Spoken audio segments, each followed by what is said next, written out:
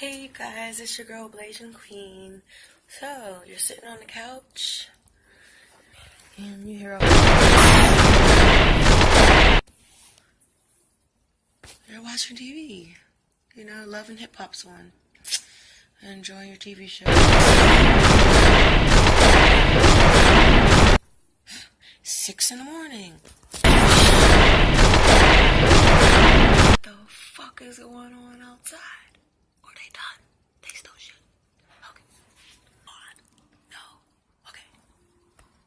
The toilet shitting.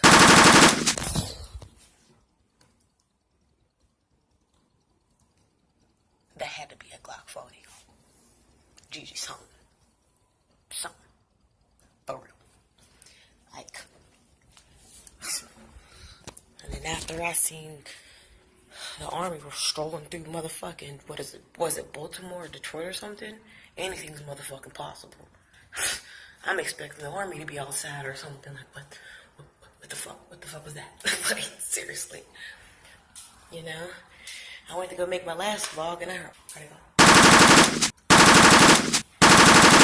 I'm just making shit. Definitely, like, if you live in a rough area and you deal with that every day, then you know what I'm talking about. You know.